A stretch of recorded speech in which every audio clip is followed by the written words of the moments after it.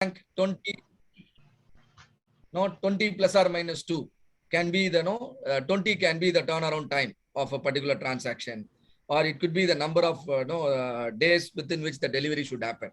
So you can apply the same logic. You can find out the specification limit. You can collect data, and you can found out the capability of any process. So your x-axis can be the delivery time, can be turnaround time, can be cycle time, can be lead time, or it can be anything. It can be dimension, or it can be calories, or it can be any metric of interest. It should be a CTQ.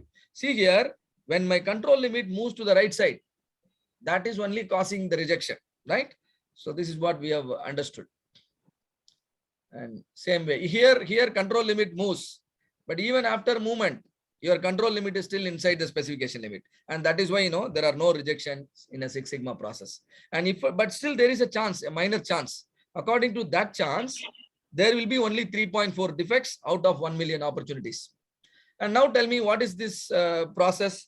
Is it an elephant process or a giraffe process? Look at the graph and tell me. Elephant process.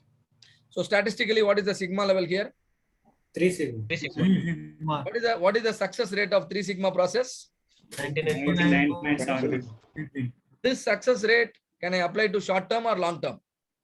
Short term. Only short term. Long term, if the demand increases or something, a major change happens, my process will become, incapable. See here, the 99.73 is obtained using a judge score of 3.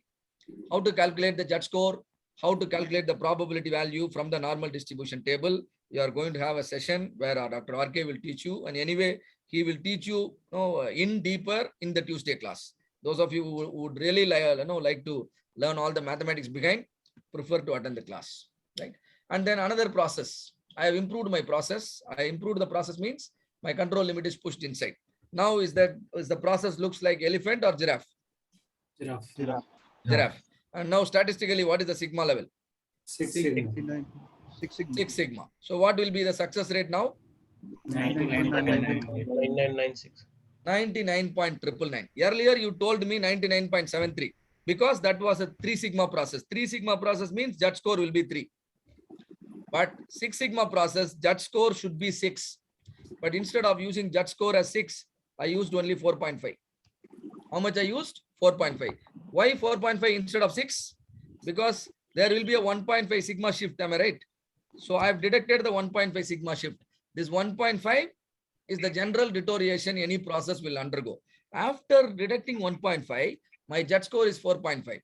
It is for a judge score of 4.5, the success rate of 99.999 is understood. If your process is two-tailed,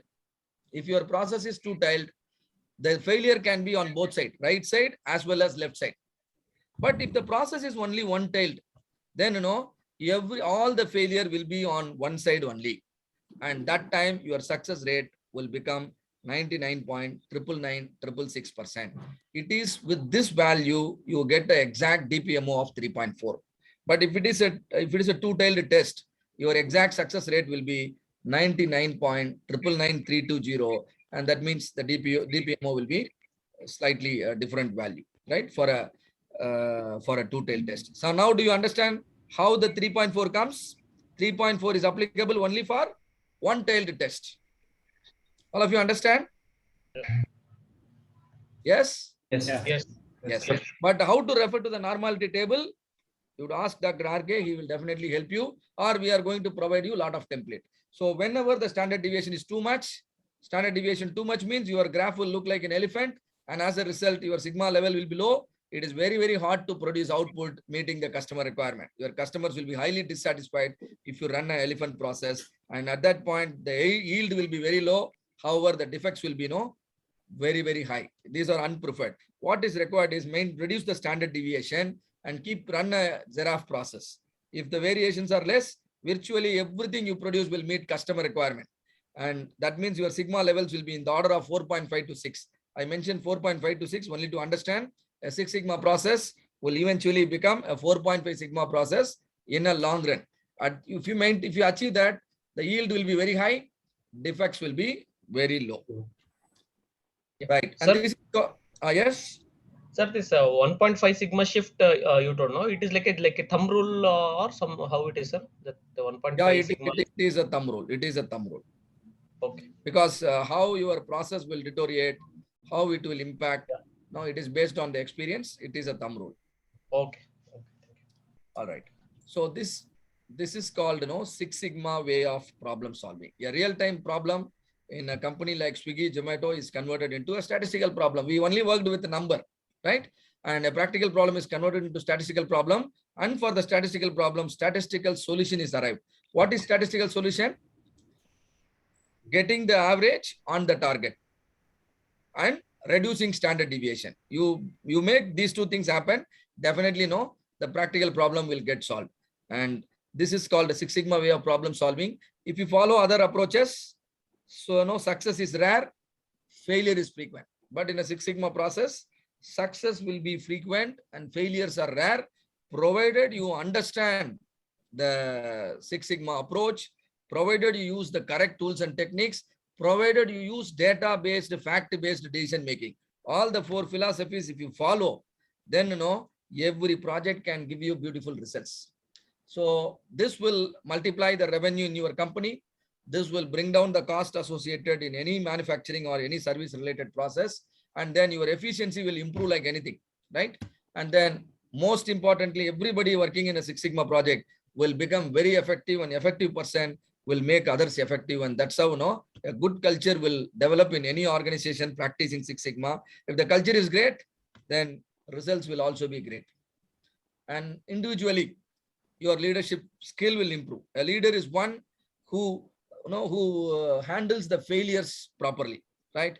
It's not, leadership is not celebrating success. Leadership is, you know, resolving the failures the company is facing. So your leadership skill of problem solving and decision making will improve like anything.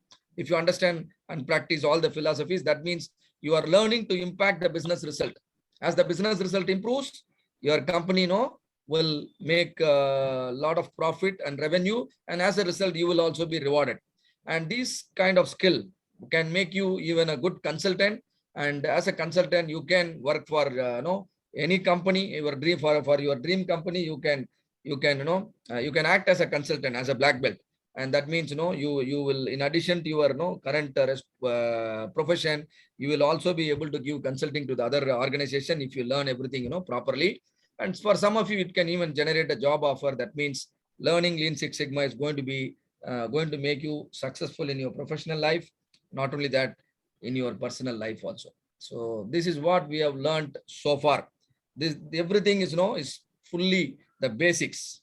And now onwards, probably after lunch, we will be taking you through the DMAC. So define phase deliverable is approved project charter and high level process map. Measure phase deliverable, validated measurement system and baseline performance. Analyze phase deliverable, validated root causes. Improve phase deliverable, the single selected solution. And then control phase deliverable is the control plan. And average helps us to find out whether our process target correctly or not. Standard deviation helps us to find out whether our outputs are consistently closer to the average or not. A distribution is called normal if the data points are symmetrical about the mean. 99.73% of the data points will stay within 3 sigma limit, and those are called control limits. A process is considered capable if control limits stay inside specification limit. Sigma level is a measure of process capability. Specification limits are the limits provided by the customer, and the customer can be internal or customer can be external. You have to be careful in realizing the real customer for your particular process and your particular CTQ. Control limits are the tolerance limits calculated using process data. A 3 sigma process is just capable. It gives you a result of 99.73, which is true only for short term. In long term, the damages will be much more than what you see here. A 6 sigma process is a doubly capable process in which the long term yield is 99.999. For a one-sided test, it will be 99.99966. It is at that point you will get 3.4 dpmo. And in a 3 sigma process, the control limit will overlap with the specification limit. However, in a 3 sigma process, the control in a 6 sigma process, the control limit is pushed towards the center. As a result, sigma level improves. So higher the sigma level, higher will be the capability. If you want higher sigma level, standard deviation must be lowered besides getting the average on the target. So problem solving and decision-making skills are very helpful in both professional, and you can use the philosophies in your personal life also. You will definitely, succeed in anything you are doing. So that's it from me. I'm open to your question. If there are